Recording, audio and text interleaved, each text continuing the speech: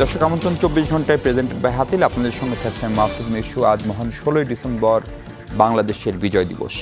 54 বছর আগে এই দিনে পাক হানাদার বাহিনীকে পরাজিত করে বিশ্বের বুকে আরেকটি জাতিরাষ্ট্রের বাংলাদেশ রাষ্ট্রের অভ্যুদয় ঘটে এবং এই 54 বছরে আমাদের পথ চলা একেবারেই কণ্টাকীর্ণ ছিল। নানা সময় নানান উত্থান পতন এবং যে স্বপ্ন, যে আকাঙ্ক্ষা নিয়ে বাংলাদেশ নামক রাষ্ট্রটির অসংখ্য মানুষ, 30 লক্ষ মানুষ শহীদ হয়েছিল, সেই রাষ্ট্রটি কোথায় দাঁড়িয়ে, কতখানি মানুষের জন্য রাষ্ট্র আমরা তৈরি করতে পারলাম, আমরা কেমন আছি, দেশের মানুষ কেমন আছে, সেসব নিয়েই কথা বলতে চাই। আমরা আলোচনার শিরোনাম নির্ধারণ করেছি কেমন আছে বাংলাদেশ। আলোচনার জন্য আমার সঙ্গে আছেন খুবই বিজ্ঞজন, কবি, ভাবুক, রাজনীতির চিন্তক ফরাদ মজহার। ফরাদ ভাই, স্বাগত আপনাকে। আপনি নিশ্চয়ই ভালো আছেন। আপনাকে বিজয় দিবসের শুভেচ্ছা। আপনাকেও অবশ্যই, আমার দর্শকদেরকে অবশ্যই। আমার প্রথম প্রশ্ন ফরাদ ভাই, আমরা আসলে কেমন আছি এবং এর উত্তর যদি আপনি বলেন যে আমরা খুব ভালো নাই, তাহলে পরের প্রশ্নটাও করে রাখি, আমরা আসলে কবে থেকে ভালো থাকবো? না, প্রথমত আপনি তো প্রশ্নটা ঠিক এবার হা না বলার জন্য করেননি। আমি মনে করি যে প্রথমত আমরা একদিকে যদি চিন্তা করি যে আমরা কেমন আছি, আমি বলবো যে প্রথমত ভালো, মানে আমি জেনুইনলি কথাটা বলছি, এটা খুব হালকা করে কথাটা বলিনি। একটা হচ্ছে ধরুন বাংলাদেশে যে 5ই অগাস্টে যে একটা গণঅভ্যুত্থান ঘটে গেল, এটা একটা অভূতপূর্ব ব্যাপার যে বাংলাদেশের জনগণ এটা করতে পেরেছে। এটা কিন্তু খুব সহজ কাজ ছিল না এবং আমাদের যে প্রত্যাশা, কিন্তু এটা যখন খারাপ কোন অর্থে বলতে পারছি আমরা, আমাদের যে প্রত্যাশা, যে বিশাল যে প্রত্যাশা ছিল যে গণঅভ্যুত্থানের পরে আমরা বিরাট কিছু একটা করে ফেলবো, সেই প্রত্যাশার ক্ষেত্রে নিশ্চয় অনেক ঘাটতি আছে এবং ইতিমধ্যে আমরা যেটাকে আমি বলি উপদেষ্টা সরকারের অনেকগুলো কাজের দিক থেকে তাদের সংকল্পের দিকটা যদি বিচার করি, তাহলে আমাদের খুব ভালো আছে এই কথাটা বলা যাবে না, কোনো সন্দেহ নেই। এবং আজকের দিন বিজয় দিবস গেল এবং একই সঙ্গে আমাদের যে ভাবমূর্তির যে একটা ক্ষয় ঘটেছে ইতিমধ্যে, যেখানে আপনার যারা এই সনাতন ধর্মাবলম্বী তাদের অত্যাচার হচ্ছে, বাড়িঘর জ্বালিয়ে দেওয়া হচ্ছে, তারপরে আপনার যে চিন্ময় দাসকে গ্রেফতার করা হয়েছে, এই যেটা মিলে যে ভারতীয় যে একটা প্রবল যে প্রোপাগান্ডা, এটা যেমন একদিকে ছিল, তার সঙ্গে আপনি এবার যুক্ত করেন মোদির যে টুইট। জি, আজকে মোদির টুইটটা ছিল, এটা অনেকটা বাংলাদেশকে একটা লাথি মারা, একটা অপমান করা, মানে পুরো এই যে 17 কোটি মানুষ তাদেরকে রিয়েলি অপমান করা। একটা যদি ভারত তার নিজের জায়গা থেকে দাঁড়িয়ে অবশ্যই সে বলতে পারে যে তারা সে সময়টা কী করেছে, একটা পাকিস্তান ভারত যুদ্ধ তারা করেছে এবং পাকিস্তান ভারত যুদ্ধ যারা করেছে, যদি আপনি আইনের দিক থেকে তাকান, ওটা কিন্তু এক অর্থে ছিল ইন্টারভেনশন, মানে আরেকটা সভারেন দেশের ইন্টারভেনশন। আমরা একটু উপকৃত হয়েছি, কোনো সন্দেহ নেই, কারণ আমাদের মুক্তিযুদ্ধটা খুব ত্বরান্বিত হয়েছে। কিন্তু আন্তর্জাতিক আইনের দিক থেকে ভারত সেখানে একটা বেআইনি কাজ করেছে, কারণ পাকিস্তানের সঙ্গে যুদ্ধ লাগিয়ে দিয়ে সে পাকিস্তানের আভ্যন্তরীণ বিষয়ক সে কিন্তু হস্তক্ষেপ করেছে। ফলে তারা এটাকে যুদ্ধ বলে চালাতে চায়, যে তারা একটা যুদ্ধ করেছে পাকিস্তানের বিরুদ্ধে এবং সেই যুদ্ধে তারা জয়ী হয়েছে এবং তারা এই যে আমাদের প্রায় 90,000-এর বেশি পাকিস্তানি সৈন্য তাদের কাছে সারেন্ডার করেছে আজকে বিজয় দিবসে। ঠিক আছে না, বিজয় দিবসটা কিন্তু আমরা অর্জন করতে পারিনি। বিজয় কথা আমরা বলছি বটে, কিন্তু আমরা কি আসলে 16 ডিসেম্বরে আসলে কি এই পুরো পাকিস্তানের সেনাবাহিনী কি আমাদের কাছে আত্মসমর্পণ করেছে, যৌথ বাহিনীর কাছে করেছে? এম.এ.জি. ওসমানী সাহেব কোথায় ছিলেন তখন? তো তিনি তো সেখানে হাজির ছিলেন না। ফলে এই যে হিস্ট্রির এই বড় বড় ঘটনাগুলো যদি আপনি মনে রাখেন, তাহলে তার সঙ্গে যদি আপনি আজকে মোদির এই টুইট আপনি যুক্ত করেন, এটা তো বাংলাদেশকে লাথি মারার সমান। কিন্তু দিল্লি কিন্তু এইভাবেই কিন্তু আপনাকে দেখে, দিল্লি কিন্তু আপনাকে কিন্তু উইপোকাই বলে কিন্তু। ফলে তাদের যে গণমাধ্যমগুলো যেসব জোকার, যেগুলো তাদেরকে আপনি কি সাংবাদিকতা বলবেন না, এগুলো সব একটা ক্লাউন বলবেন, তাদের যে এই যে ক্লাউনগিরি সাংবাদিকতার নামে, এইটা আমরা দেখছি এবং আমরা ছোট দেশ বলে এটাকে আমরা সহ্য করছি। ঠিক আছে, ফলে আপনি এদিক থেকে তাকালে বলবেন যে ব্যাপারটা খুব একটা ভালো নয়, কিন্তু ভালো নয় কিন্তু এই অর্থ নয়। কিন্তু আমাদের মধ্যে যে সিম্পল আত্মসম্মান বোধ এবং সে আত্মসম্মান বোধের জায়গা থেকে যে ধরনের সরকার আমাদের গঠন করা উচিত ছিল, একটা রিয়েলি অন্তর্বর্তীকালীন সরকার, এটা কিন্তু অন্তর্বর্তীকালীন সরকার না, কোনো অর্থে তাকে সরকার বলি আমরা, সে অর্থে কিন্তু এই সরকার কিন্তু পূর্ণখণ্ড ক্ষমতা নাই। কারণ এই সরকার ইতিমধ্যেই শেখ হাসিনার ফ্যাসিস্ট সংবিধানের অধীনে শপথ নেওয়া একটা অত্যন্ত দুর্বল সরকার। ফলে আমি প্রথম দিন থেকে একটা কথা বলে আসছি, বিপ্লবী সরকারের কথা আপনি বলছেন। আমি তো বিপ্লব শব্দ ব্যবহার করি না, কেন করি না আমি ব্যাখ্যা করে বলছি আপনাকে। বিপ্লবী বলা মাঝ সঙ্গে সঙ্গে আপনাকে আমরা মনে করি এটা বোধহয় বলশেভিক সরকার টাইপের একটা হচ্ছে। আমরা কিন্তু সমাজতন্ত্র কায়েম করাটা আমাদের লক্ষ্য না। এই মুহূর্তে আমাদের দরকারটা কি? আমাদের দরকার একটা, যেটাকে আমরা একেবারে সহজ পলিটিক্যাল ভাষায় এটাকে বলা হয় বুর্জোয়া ডেমোক্রেটিক একটা রূপান্তর। মানে একটা বুর্জোয়া ডেমোক্রেটিক রাষ্ট্র আমরা চাই, মানে ব্যক্তির স্বাধীনতা এবং ব্যক্তির মর্যাদা রক্ষা করতে পারে এরকম একটা রাষ্ট্র পেলে আমরা আপাতত খুশি। এবং সেখানে পিপল সভারেন্টি, মানে জনগণ যে সার্বভৌম, এই সার্বভৌম ক্ষমতার ভিত্তিতে সে কতগুলো মৌলিক রূপান্তরটা করবে। সেটার অবয়বটা কেমন ফরহাদ ভাই? আর প্রথম এই ধরনের একটা যদি রিয়েলি জনগণ আপনার তার ক্ষমতা সম্পন্ন হতো, তার কিন্তু প্রথম ফোকাস থাকতো কিন্তু এই যেসব কমিশনগুলো করেছে তা না, কিন্তু প্রথম ফোকাস থাকতো ইকোনমিক। কারণ বাংলাদেশকে অত্যন্ত দ্রুত ইকোনমিক্যালি ডেভেলপ করবার জন্য কী ধরনের ম্যাক্রো ইকোনমিক পলিসি দরকার, এটাই কিন্তু হতো প্রথমত আমাদের প্রথম প্রায়োরিটি। ঠিক আছে, আমি কেন কথাটা বলছি খেয়াল করেন, বাংলাদেশ তো আমরা এই যে লুটেরা এবং মাফিয়া শ্রেণী, লুটেরা এবং মাফিয়া শ্রেণী কিন্তু আমরা লুট করে সব নিয়ে চলে গেছে। আপনি যদি এখন দেখেন কীভাবে কথাবার্তা বলা হয়, বলা যে নির্বাচন নিয়ে খেলে, এই আলোচনা কিন্তু কবে নির্বাচন হবে। কিন্তু আমার তো রিয়েলি যে সংস্কারটা বেশি দরকার, প্রথম দরকার একটা গঠনতন্ত্র নতুন বাংলাদেশের জন্য, মানে সংবিধানের কথা বলছেন। এক্স্যাক্টলি, সংবিধান শব্দটা কলোনিয়াল টার্ম, এটা আমি বহুবার বলেছি। এটা বলা মানে যে আমরা এখন কলোনিয়াল আমলে বাস করি। সংবিধান লেখে একটা শাসক শ্রেণী যে শাসন করতে চায়, মানে আমি আপনাকে শাসন করতে চাই, আমি আইন বানাই দিচ্ছি। আর গঠনতন্ত্র প্রণয়ন করে জনগণ। ঠিক আছে, তো জনগণ যখন নিজেদের জন্য একটা গঠনতন্ত্র, মানে শুধু তার মধ্যে শাসন ব্যাপার থাকে না, তার মধ্যে তার দেশটা কেমন হবে, তার বেসিক তার মূল্যবোধটা কী হবে, তার কালচারাল পজিশনটা কী, তার সেনাবাহিনী কেমন হবে, সে তার প্রতিরক্ষা ব্যবস্থা কেমন করবে, সেপারেশন পাওয়ারের চরিত্রটা কেমন হবে, এবং একই সঙ্গে বলা বাহুল্য তার নির্বাচনী ব্যবস্থা, মানে তার নির্বাচন কমিশনটা শক্তিশালী কী করে হবে, নানান গুরুত্বপূর্ণ দিকগুলো এটার মধ্যে আসে। কিন্তু আমরা কিন্তু ওগুলো কিন্তু করিনি। আমরা কি করছি, একটা উপদেষ্টা সরকারের দ্বারা কতটা কমিশন পাঠা দিচ্ছি, উপর থেকে চাপাই দিচ্ছি ওটা। জি, আমি আপনাকে একটু থামাই ফরহাদ ভাই। আমাদের সঙ্গে যুক্ত হয়েছেন ঢাকা বিশ্ববিদ্যালয়ের ডেভেলপমেন্ট স্টাডিজ বিভাগের শিক্ষক আসিফ মোহাম্মদ শাহান। অধ্যাপক শাহান, স্বাগত আপনাকে। আপনি নিশ্চয়ই ফরহাদ মহোদয়কে শুনছিলেন, এবং আমরা আসলে 54 বছরের বাংলাদেশ, আজকে মহান বিজয় দিবস, এই সময়টা আমরা কেমন আছি সেই প্রশ্ন ছিল কবি ফরহাদ মহোদয়ের কাছে। উনি বলছিলেন এই সরকারকে, ওনার কথা আপনি যদি শোনেন, এই সরকার কোনো ফরম্যাটে, এই প্রফেসর ইউনূসের নেতৃত্বাধীন সরকার, সেটিকে উনি অন্তর্বর্তীকালীন সরকার বলতে নারাজ এবং তার ব্যাখ্যা দিচ্ছিলেন। আপনি লোক প্রশাসনের শিক্ষক, শিক্ষার্থী, যদি এখন ডেভেলপমেন্ট পড়েন, আপনিও কি তাত্ত্বিকভাবে এটার সঙ্গে একমত? খানিকটা আসলে এইখানে কতগুলো তত্ত্বের ব্যাপার আছে, যে কথাটি ফরহাদ মহোদয় সাহেব খুব স্পষ্ট করে বললেন যে আমরা এই সরকারের গঠনের উদ্দেশ্যটা কী ছিল। বিপ্লবী সরকার আমরা বলছি না, কারণ আমরা যখন বিপ্লব শব্দটাকে ব্যবহার করি, বিপ্লব শব্দটা কিন্তু শুধুমাত্র রাষ্ট্র কাঠামো পরিবর্তন সেটা বোঝায় না, সেটা অর্থনৈতিক কাঠামোর পরিবর্তনকে বোঝায়। সেটা একই সাথে হচ্ছে গিয়ে সামাজিক যে স্ট্রাকচার যেটা আছে সেটারও একটা ওভারহলকে আমরা বুঝি। সেই জিনিসটি আমরা দেখিনি, সেটা আমরা দেখিনি।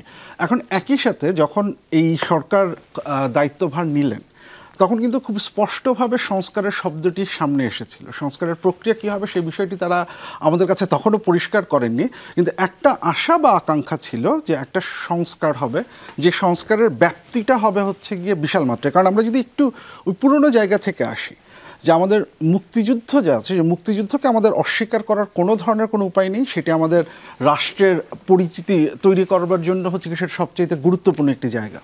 কিন্তু পরবর্তীতে আমরা যে সংবিধানটা দেখলাম, আমাদের প্রোক্লামেশন অফ ইন্ডিপেন্ডেন্সে যেখানে সমতা, মানবিক মর্যাদা, সামাজিক ন্যায় বিচারের কথা বলা আছে, এবং সমাজতন্ত্র, এবং না আমাদের প্রোক্লামেশনে ঘোষণা বলতে এই তিনটি জিনিসই ছিল। আমরা যদি পরবর্তীতে আমাদের যে শাসন কাঠামোটা যেটা দেখি, আমাদের মূলনীতি থেকে শুরু করে পাওয়ার স্ট্রাকচার থেকে শুরু করে যে জায়গায় যদি দেখি, সেটার কোনো ধরনের বাস্তব প্রয়োগ আমরা দেখিনি। যে কথাটি উনি খুব চমৎকারভাবে বললেন যে এটা একটা গুরুত্বপূর্ণ ব্যাপার, যে আপনি রাষ্ট্রের চরিত্রটা আসলে আমরা কীরকম চাচ্ছি।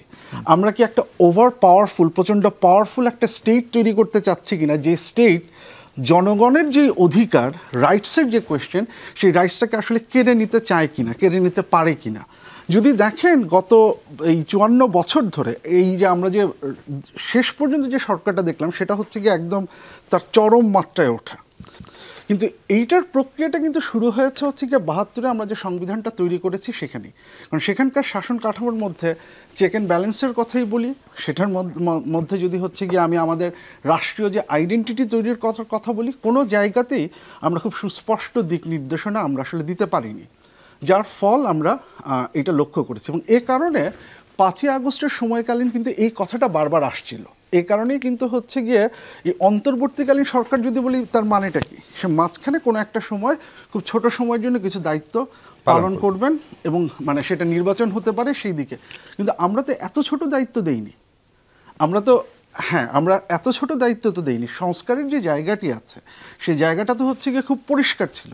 এবং সেই ক্ষেত্রে আমরা যেটাকে ওই ইনক্লুসিভ পলিটিক্যাল কমিউনিটি তৈরি করার কথা বলি, যে কমিউনিটিতে হচ্ছে গিয়ে জনগণ তার রাইটস বা অধিকার সম্পর্কে সচেতন হবে, জনগণ নিজেই হচ্ছে গিয়ে রাষ্ট্র যখন স্বেচ্ছাচারী একটা ভূমিকা নেওয়ার চেষ্টা করবে সেটাকে প্রতিহত করার এক ধরনের ক্ষমতা তার মধ্যে ডেভেলপ করা হবে, এরকম একটা রাষ্ট্রের দিকে তো আমরা যেতে চেয়েছিলাম।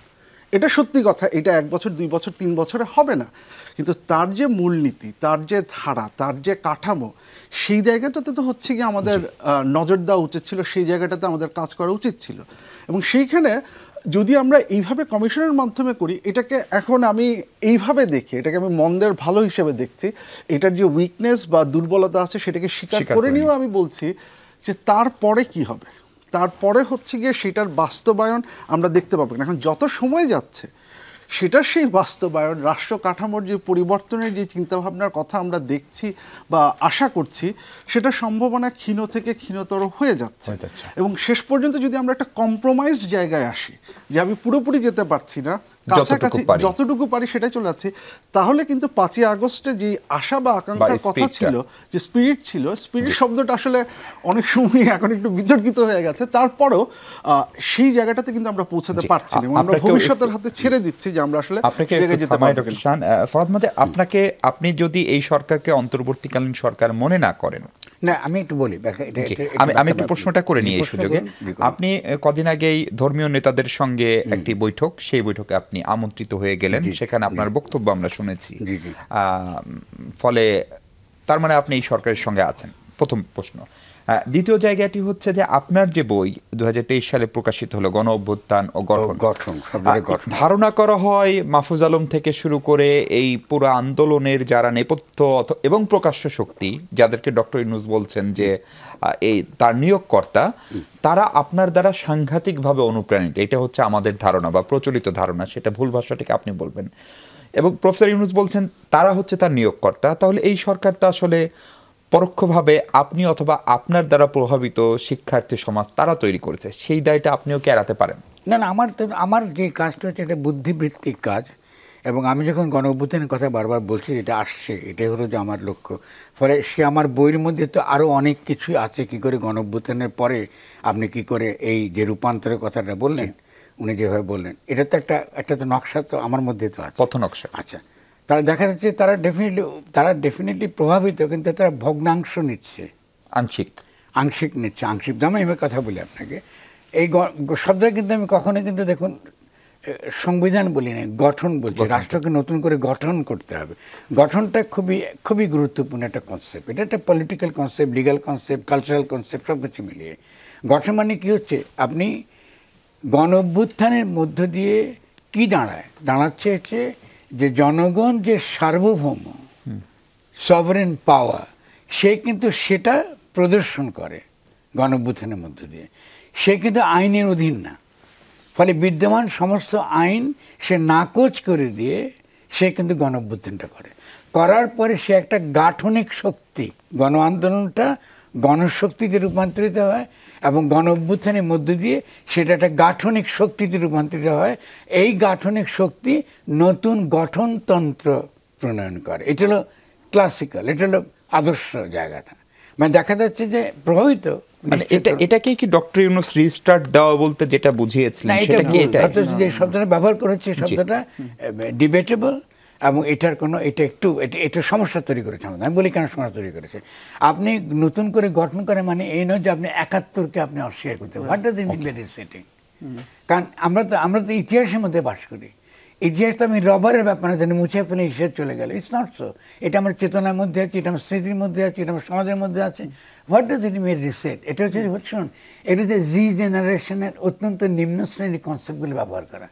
এই যে আমরা এটা আছে না জি জেনারেশন বলে, আমার জেনজি বা হোয়াটএভার ইট ইজ, এটা তো কর্পোরেট আইডিয়া। এটা আসছে কোত্থেকে? যে ধরুন মাইক্রোসফট, বিল গেটস থেকে জুকারবার্গ, এদের কাছে।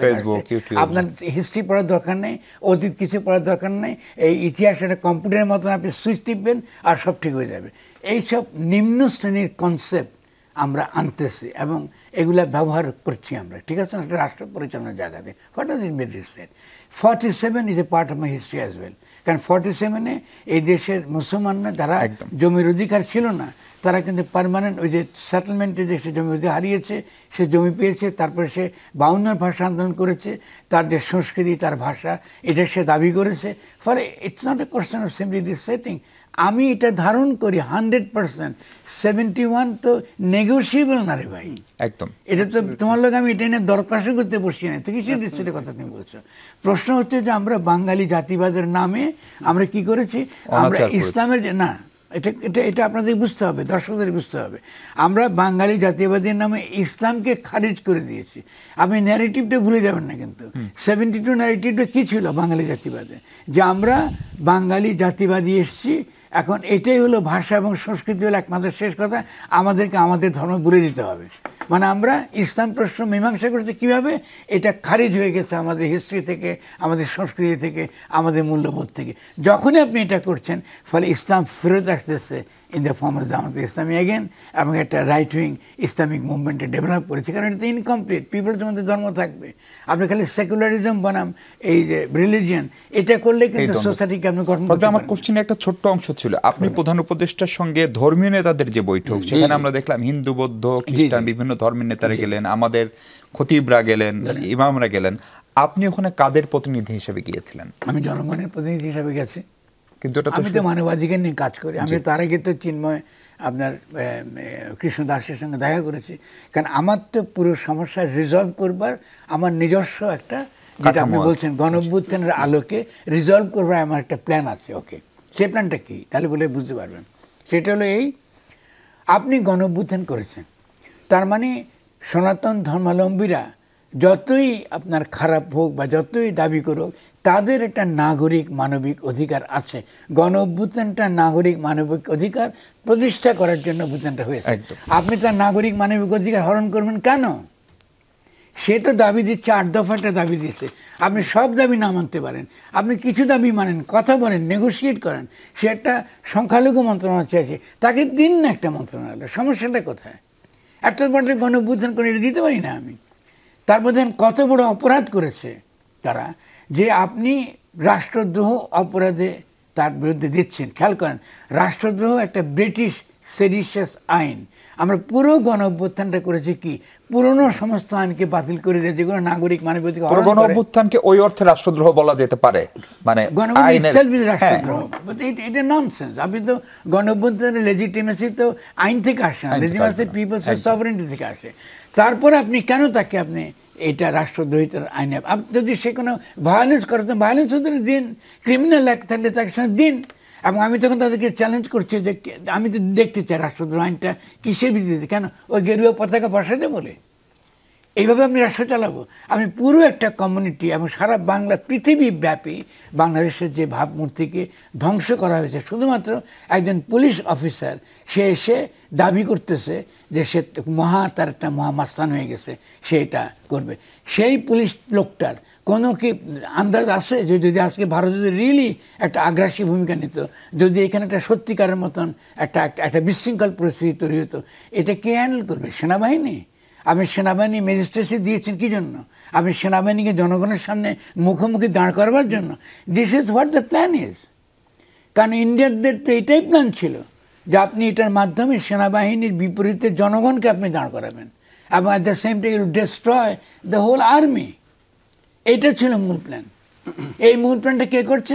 ওই যে সকল পুলিশ অফিসার যারা কখনো ছিল না, এইসব পুলিশ অফিসার কোনো পলিটিক্যাল কোনো ধ্যান ধারণা নেই, এরা কিছু কিছু আমলা, এদের কোনো ধারণা নেই what they are dealing with, এবং তারা এই কাজটা করে তারা একটা মারাত্মক রকম প্রবলেম মধ্যে আপনি পড়ে গেছে।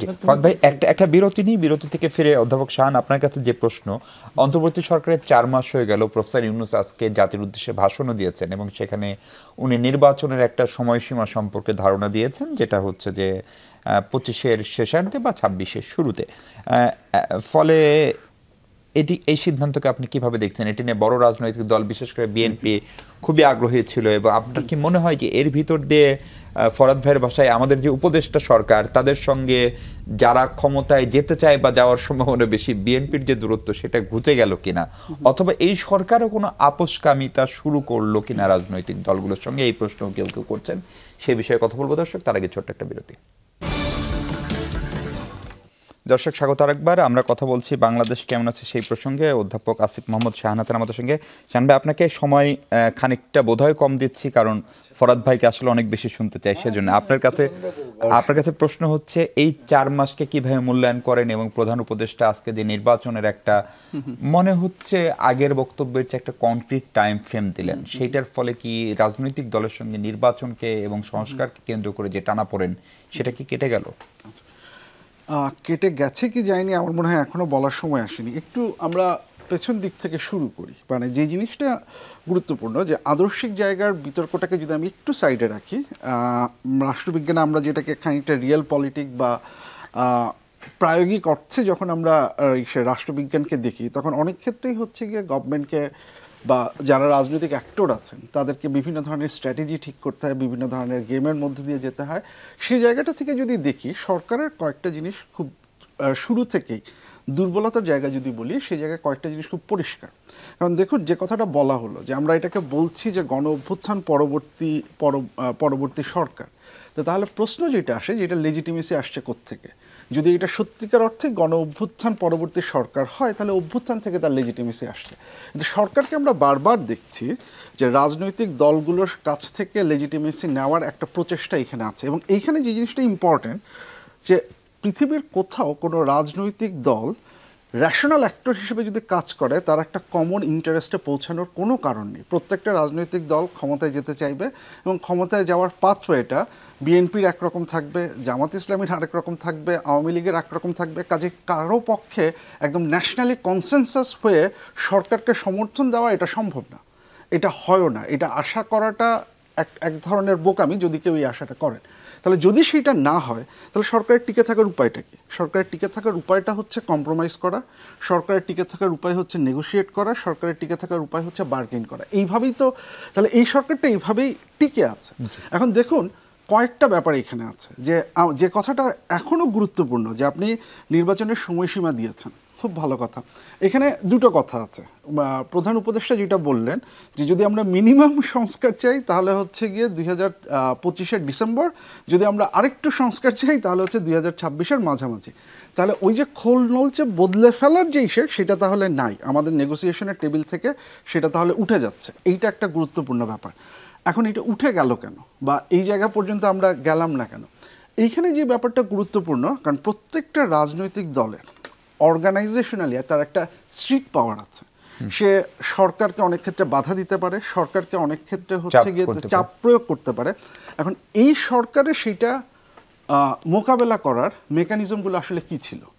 আমরা যদি পুলিশ বা প্রশাসন বলি, সেখান থেকে কোনো ধরনের আমরা সাপোর্ট এখানে দেখিনি। এবং খুব আশ্চর্যজনকভাবে সরকার এই যে 4 মাস হয়ে গেছে, যেই ডিস্টেবিলাইজেশন আছে, সেটাকে স্টেবিলাইজ করার মতো খুব একটা গুরুত্বপূর্ণ কোনো পদক্ষেপ নেয়নি। আমরা সরকারের অনেক ক্ষেত্রে উইকনেস দেখেছি।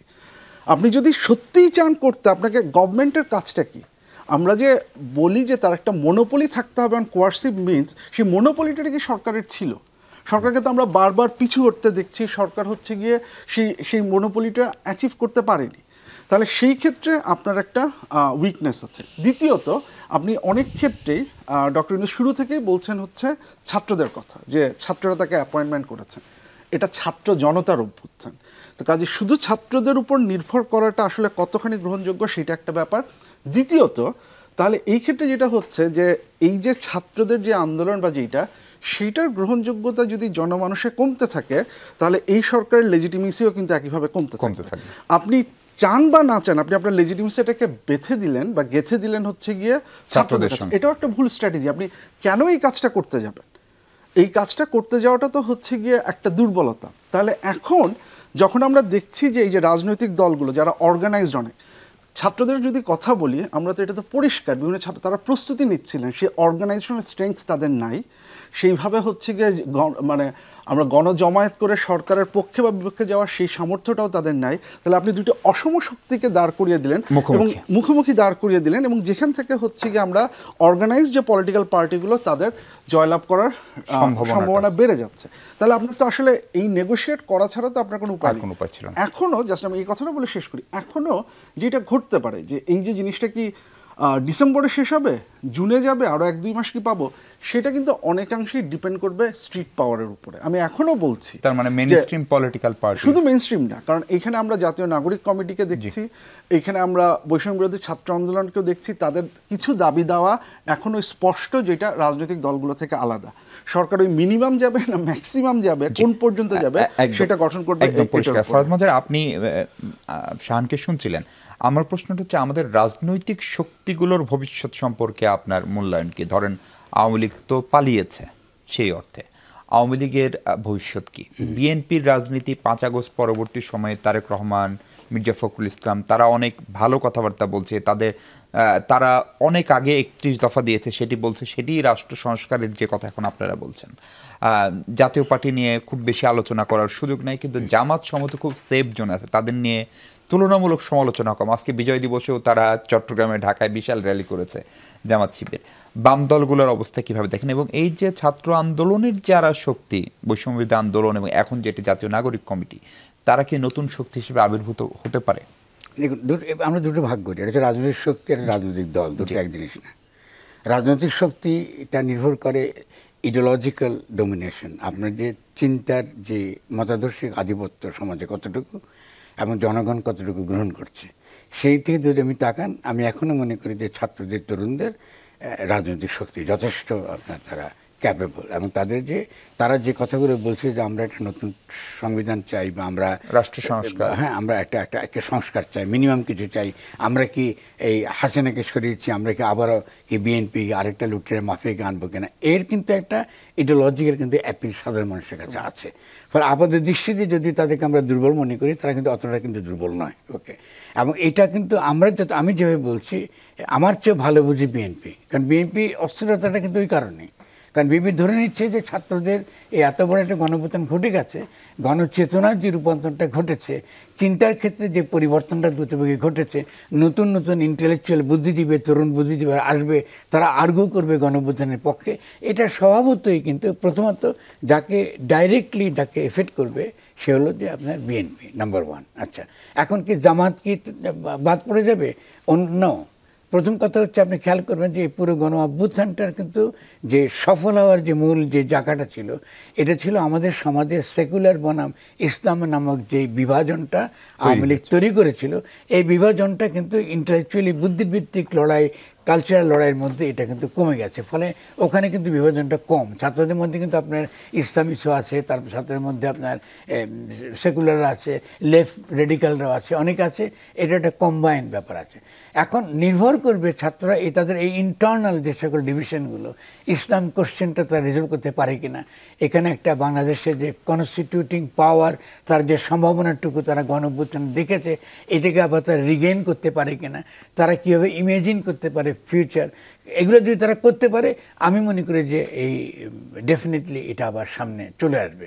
তো এই ক্ষেত্রে এনিমি যেটা ইডিওলজিক্যালি যারা পাওয়ারফুল, তাদের মধ্যে যেটা আমরা চোখের সামনে দেখছি যে বাঙালি জাতিবাদী যে ফ্যাসিস্ট ধারা, এটার পতনের পরে ইমিডিয়েট চ্যালেঞ্জটা এসছে দুই ধরনের, কি বলে, ধর্মবাদী ফ্যাসিজম। সেটা আপনার এই ইসলামপন্থী হতে পারে, একটা হিন্দুত্ববাদী হতে পারে। এই দুটো ফ্যাসিজম তাদেরকে চ্যালেঞ্জ করতে হবে।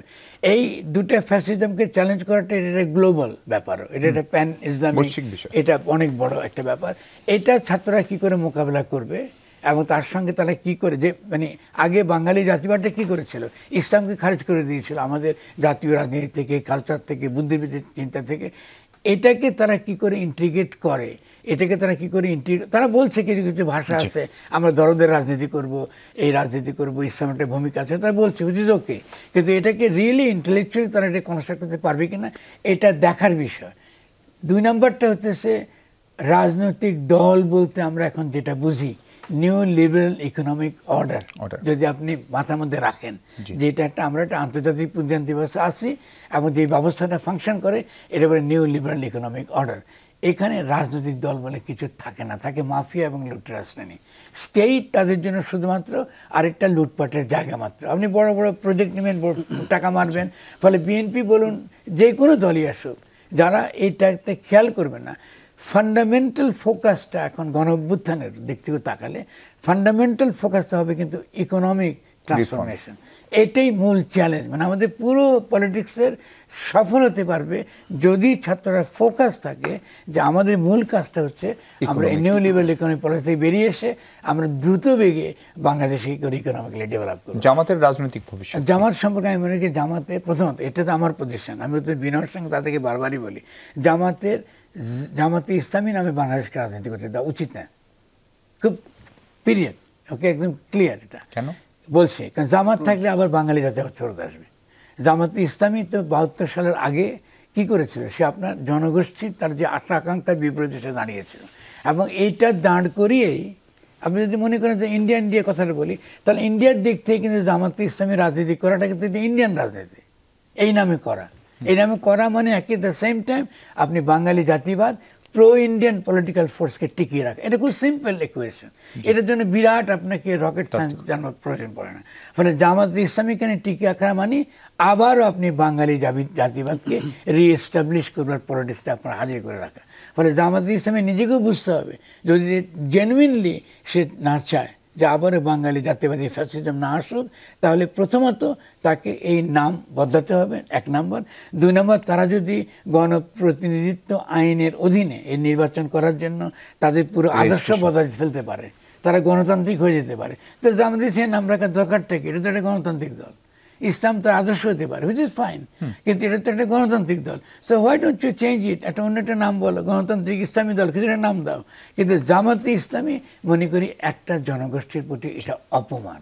You can keep on insulting a nation. Awami লীগের কি হবে? আওয়ামী লীগ কি রাজনীতিতে আবারও ফিরবে? সেটা তো নির্ভর করতো, সেটা এখন এই মুহূর্তে এখন আনসার্টেন। এটা প্রথম কারণটা হলো এই যে আওয়ামী লীগকে তো নিষিদ্ধ করাটা তো আসলে করতেই পারেন। যদি কুক্লাস ক্লানকে নিষিদ্ধ করতে পারেন, আপনি জার্মানির কী বলে ফ্যাসিস্ট দলকে নিষিদ্ধ করতে পারেন, এটা করতে পারেন, কিন্তু এটা তো সমাধান না। এই জন্য আমার প্রস্তাবটা ছিল যে আমরা একটা রিকনসিলিয়েশন এবং রিকনস্ট্রাকশন কাউন্সিল একটা করি। আমাদেরকে এই যে ক্ষতগুলো, আমাদের সমাজের যে ক্ষতগুলো তৈরি হয়েছে আওয়ামী লীগের দ্বারা, এটা অনেকটা Nelson Mandela truth and justice কমিশনের মতন, এটা অবিলম্বে সরকার করা উচিত ছিল, এবং না করে মারাত্মক ক্ষতি করেছে তারা। যদি এটা থাকতো ইন প্লেস তাহলে অনেক প্রবলেম থেকে আমরা কিন্তু বেঁচে যেতাম। এই যে বারবার যে সরকার আনস্টেবল করতে চাইছে, কিন্তু সেটা কি আওয়ামী লীগকে বাঁচানোর একটা কৌশল বলে কেউ কেন? ওটা নাগরিক তো। আপনি তো ফ্যাসিজম বিরুদ্ধে লড়াই করেছেন, আওয়ামী লীগের বিরুদ্ধে লড়াই করিনি, আমি তো করিনি। I didn't fight against Awami League per se, আমি ফ্যাসিজমের বিরুদ্ধে লড়াই করেছি। এই জনগণের লড়াই করেছে ফ্যাসিস্ট শক্তির বিরুদ্ধে। ফলে ফ্যাসিস্ট শক্তি শুধু আওয়ামী লীগ না, ফ্যাসিস্ট শক্তি তো আমি যে বলেছি প্রশাসন, রাষ্ট্র, না সেটা তো আমি রাষ্ট্র দিক থেকে গেলে ইডিওলজিক্যাল তো রিলিজিয়াস ফ্যাসিজম আছে না? আচ্ছা, আমি মাদার ভাঙলো কারা? ঠিক আছে, এই যে সনাতন ধর্মাবলম্বীদের সঙ্গে লড়াই করতেছে কারা? ঠিক আছে না? আপনি যে এই যে এখানে দেশে কোনো হিন্দু থাকতে পারবে না, এই দাবিগুলো কারা করতেছে? তাহলে ডেফিনেটলি ধর্মীয় ফ্যাসিবাদ আমাদের সমাজে আছে। তাহলে আপনি তো খালি আওয়ামী লীগকে তো একা মোকাবেলা করতে হচ্ছে না, আপনাকে এগুলোকেও মোকাবেলা করতে হচ্ছে আপনাকে। তার উপর রাষ্ট্রের স্টেবিলিটি, নতুন রাষ্ট্রকে তৈরি করা, তার কালচারাল ইডিওলজিক্যাল ব্যাপারটাকে মানে বুদ্ধিবৃত্তির জায়গাগুলোকে পরিষ্কার করা, এবং তার মধ্যে রিকনসিলিয়েশন। মানে আমি একটা অপরাধ তুমি করেছো, সত্যটা আমাকে বলো, কেন এই লোকটাকে তুমি গুম করেছো, কে আদেশ দিয়েছে, জানার পরে এই যে ম্যান্ডেলার যে প্রসেসটা ছিল এর মধ্যে তাকে রিইন্টিগ্রেট করা। অধ্যাপক শাহান, আপনার কাছে একটা প্রশ্ন রেখে বিরতিতে যাই। আমরা সাম্প্রতিক সময় এই সরকার কূটনৈতিক চাপ, সরকারের উপর রাজনৈতিক অর্থনৈতিক চাপ থাকবে এটি আগে থেকেই ধারণা ছিল, কিন্তু 5 আগস্টের পরে যে পরিমাণ কূটনৈতিক চাপে এই সরকার পড়ল, বিশেষ করে যুক্তরাষ্ট্রের নির্বাচনের ফলাফল, ভারতের প্রচণ্ড রকমের বৈরী আচরণ, এমনকি এই সনাতন ধর্মাবলম্বীদের আক্রমণ নিয়ে শুধু ভারতীয় মিডিয়া প্রোপাগান্ডা করছে তা না, আমরা যদি দেখি রাশিয়ান মিডিয়া, চাইনিজ মিডিয়া, তাদের ভূমিকাও অনেক বেশি সরব ছিল বাংলাদেশের বিরুদ্ধে। ফলে সেগুলোর ক্ষেত্রে সরকারের জন্য পরামর্শ কি বা সরকার ঠিক পথে আছে কিনা সেটা নিয়ে আলোচনা করবো দর্শক। তার আগে ছোট্ট একটা বিরতি। দর্শক স্বাগত একবার। আমরা কথা বলছি বাংলাদেশ কেমন আছে স্বাধীনতার বিজয় দিবসের এই 54তম বিজয় দিবসে। অধ্যাপক আসিফ মোহাম্মদ শাহান, আপনাকে জিজ্ঞেস করছিলাম যে আমাদের কূটনৈতিক চাপে এই অন্তর্বর্তীকালীন সরকার যে পড়লো সেটা থেকে আসলে কতখানি বেরিয়ে আসা সহজ হবে এবং আগামী দিনগুলো আরো কঠিন হবে নাকি সহজ হবে? এই প্রশ্নটা আসলে একটু আগে আমরা যে বিষয়টা নিয়ে কথা বলছিলাম তার সাথে সংযুক্ত। একটু ওই যে রাজনৈতিক শক্তির যে ব্যাপারটা বলা হলো সেটার সাথে আমি একটু বলি কিভাবে আমার কাছে যেটা মনে হয় যে আমরা যদি ছাত্রদের বক্তব্য বা ছাত্রদের ভিশনটা দেখি, ভিশনটা কিন্তু খুব পরিষ্কার। সেই জায়গাটা হচ্ছে গিয়ে আমরা যে একটা নতুন রিপাবলিক ঘোষণার দাবি দেখছি, ইট হ্যাজ এভরি ভ্যালিডিটি, কেন এটা করতে হবে, এবং তাদের যুক্তিটা খুব পরিষ্কার। আমরা যখন হচ্ছে গিয়ে ইনক্লুসিভ অন্তর্ভুক্তিমূলক সমাজের কথা বলি, আমরা বৈচিত্র্যের কথা শুনি, সেই দিক থেকে কিন্তু এটা হচ্ছে গিয়ে, এবং রাইটসের কথা শুনি, অধিকারের কথা শুনি, এটা কিন্তু একদম লিবারেল একটা ভিশন জায়গা থেকে হচ্ছে গিয়ে জিনিসটা আসে। কিন্তু এইখানে একটা বড় ধরনের সমস্যা আমি যেটা দেখি, যেটা ঘটেছে বাংলাদেশে, আমরা ৭২ পরবর্তী সময়ে, ইভেন সত্যি কথা বলতে গেলে ৭২-এর আগের ক্ষেত্রেও আমরা যাদেরকে বা যে গোষ্ঠীটাকে আমরা লিবারেল হিসেবে ধরে নিয়েছিলাম তারা আসলে কি অর্থে বা কতখানি লিবারেল ছিল সেটা একটা বড় ধরনের প্রশ্ন।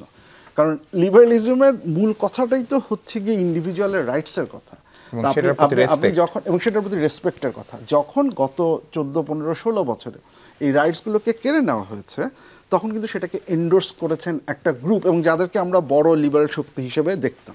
এটার ফলটা কি ঘটেছে দেখুন, আমাদের যে অভ্যুত্থানটা যখন হলো, অভ্যুত্থানে এই বাম দিকে যাদেরকে আমরা লিবারেল মনে করছিলাম, এই দিক থেকে কথা বলার লোকের সংখ্যা খুবই নগণ্য, খুবই কম, কেউ নেই, অল্প কিছু আছেন। অন দি আদার হ্যান্ড আপনি যদি ডান দিকে যান, স্পেকট্রামের ডান দিকে, সেই ক্ষেত্রে যারা প্রচুর অসংখ্য লোক আছেন। ছাত্ররা যে ভিশনটা নিয়ে যাচ্ছেন সেইটাকে যদি আমি সেন্ট্রিস্ট ধরি এবং অন্তর্ভুক্তিমূলক এই জায়গার ক্ষেত্রে দেখি, রাজনৈতিক ক্ষেত্রে আইডিওলজিক্যালি শক্তির ব্যাপারটা কি হয়, আপনি ডান দিক থেকেও একটা টান পান, বাম দিক থেকেও হচ্ছে গিয়ে একটা প্রেশার ফিল করেন। ছাত্রদের জন্য দুর্ভাগ্যের ব্যাপার যেটা হয়েছে, বাম দিক থেকে আসলে টান দেওয়ার বা পুশ করার শক্তি যেটা আছে সেটা রিলেটিভলি কম। এবং I must give credit to the students that এত পরিমাণ ডিফিকাল্টিস ফেস করার পরেও ওনারা কিন্তু হচ্ছে গিয়ে ওনাদের যে পথ বা ওনাদের যে বক্তব্য সেই জায়গাটায় এখনও পর্যন্ত হচ্ছে গিয়ে ওনারা শক্ত আছেন। এবং আমার এবং এটা খুব স্পষ্ট যে আমি জাস্ট একটা ছোট্ট উদাহরণ দিই, যে প্রথম আলোর ক্ষেত্রে গরুর ইসেটা, এই বক্তব্যটা খুব স্পষ্ট যে আপনি এভাবে প্রতিবাদ করেন, ঠিক আছে, প্রতিবাদ করতে যে আপনি যখন হচ্ছে সম্পত্তি বা মানে রাইট টু প্রপার্টি বা ইন্ডিভিজুয়ালের গায়ে হাত তুলবেন সেই জায়গায় স্টেটকে ইন্টারফেয়ার করতে হবে। তাহলে স্টেটের এই যে রাইটস প্রোটেক্ট করার যেই দৃষ্টিভঙ্গিটা সেটা কিন্তু অনেক বেশি উদারনৈতিক একটা দৃষ্টিভঙ্গি, এবং সেইটা এখন যে কারণে এই কারণে কথাটা বলছিলাম, এই যে প্রেশারটা তারা ফেস করছেন, আমার ধারণা বাইরের দেশগুলো যারা আছে এই প্রেশারটা সম্পর্কে তারা অনেকেই অবগত নন। তারা কিছু স্টেটমেন্ট বা কিছুর মাধ্যমে তারা ধরেই নিচ্ছেন যে স্টুডেন্টটা হচ্ছে ডান দিকে, which is not necessarily true. এবং এই জায়গাটাতে হচ্ছে গিয়ে আমাদেরও ন্যারেটিভ তৈরি করার ক্ষেত্রে একটা বড় ধরনের ব্যর্থতা হচ্ছে, যখন ওনারা বলছেন আমরা এইটাকে খুব সুস্পষ্টভাবে এইটার বিরুদ্ধে দাঁড়াতে পারছি না। কাজে এই যে জায়গাটা, সেন্ট্রিস্ট একটা জায়গাটা যেটা ডান দিকে টান পড়ে যাচ্ছে, এই বাম দিকে টেনে ধরার একটা ন্যারেটিভ যেটা রাইটসের উপরে ডিপেন্ড করে, যেটা হচ্ছে জনগণের অধিকারের উপর ডিপেন্ড করে, সেই জায়গাটায় জোর দেওয়াটা আমার মনে হচ্ছে খুব গুরুত্বপূর্ণ একটা ব্যাপার হয়ে যাচ্ছে। ফরহাদ মাজার, আপনার কাছে আমাদের প্রতিবেশী দেশ, ধরেন যদি ভারতের কথা বলি, মিয়ানমারের কথা বলি, তাদের সঙ্গে দারুণ টানাপোড়েন, পাকিস্তানের সঙ্গে একটা টানাপোড়েন দীর্ঘদিন ছিল, মনে হচ্ছে সেটা ঘনিষ্ঠতাটা বাড়ছে, চীনের নানা রকম ইন্টারেস্ট আছে, যুক্তরাষ্ট্র, ইউরোপিয়ান ইউনিয়ন তাদের তো আছেই। ফলে এই প্রফেসর ইউনূস সরকারের সামনের কূটনৈতিক চ্যালেঞ্জকে অনেক বেশি, বিশেষ করে যুক্তরাষ্ট্রে নতুন সরকার আসার পরে। না, প্রথমত চ্যালেঞ্জ তো থাকবেই। আমি তো এটা যে খুব একটা ডিফারেন্ট চ্যালেঞ্জ তা না, বাংলাদেশ ছোটো দেশ হিসেবে এই চ্যালেঞ্জগুলো সবসময় ছিল। এর আগেও যে বাংলাদেশের ভাবমূর্তি খুব ভালো ছিল বিজেপি, তা কিন্তু নয়। এটা ছিল মোস্টলি ইকোনমিক ইন্টারেস্টের জায়গা থেকে, নট ভাবমূর্তির জায়গা থেকে নয়। ওই যে যেটা বলছে শাহান, সেটা একটা হলো যে আমরা এখানে ছাত্রদের দিক থেকে সমস্যাটা হচ্ছে যে তারা কিন্তু পুরোপুরি লিবারেল আইডিয়াও কিন্তু হাজির করতে পারে না। যেমন রিপাবলিক কিন্তু আমার কাছে খুব বিতর্কিত কনসেপ্ট, কারণ রিপাবলিক এবং ডেমোক্রেসি এক জিনিস না। আমি যে রিপাবলিকের বিপক্ষে না আমি, কিন্তু রিপাবলিকটা হলো যে যেখানে আপনি নির্বাচন আছে কিন্তু এটা ইনডিরেক্টলিও আপনি নির্বাচন করতে পারেন। আপনাদের এখানে যেটা দরকার পরোক্ষ ভোটে, যেমন প্রেসিডেন্ট আমরা পরোক্ষ ভোটে নির্বাচন করেছি, এই জন্য আমরা কি বলছি আমরা ডেমোক্রেটিক রিপাবলিক বলছি, কিন্তু আসলে আমাদের দরকার একটা ডেমোক্রেসি। মানে একটা এই ডেমোক্রেসিটার ফাউন্ডেশনটা কিন্তু সার্বভৌমত্ব বা পিপল সভারেন্টি, এটা খুব ক্লিয়ারলি তাদেরকে বলা উচিত ছিল। এবং আমরা একটা ইনস্টিটিউশন করতে চাই, এগুলো হতে হবে ডেমোক্রেটিক ইনস্টিটিউশন। বা সোজা তারা বলতে পারে ভাই তোমরা মার্কিন যুক্তরাষ্ট্রে বিপ্লব করছো, গণতন্ত্র, আমরা এটাই করতে চাই, আমাদেরকে সহায়তা করো। আমি এটাই বলতাম যে আমি তোমাদেরটা করতে চাই ভাই, যে এর আগে তোমরা যে বিপ্লব করছো তোমার মডেলটাই তোমারটা ফলো করবো আমি, নাথিং এলস। ঠিক আছে, তোমার সামনে তুমি চিনিকে কনফার্ম করতে চাও, একে কনফার্ম করতে চাও, ভালো, আমি এটাই করবো। আমার এখনকার টাস্ক হচ্ছে ইকোনমিক ডেভেলপমেন্ট। এই কথাগুলো পরিষ্কার ভাষায় বলা হলে তাদের আপনার জায়গাতে আমরা এটা আরও অনেক বেশি লেজিটিমেসিটা পেতাম।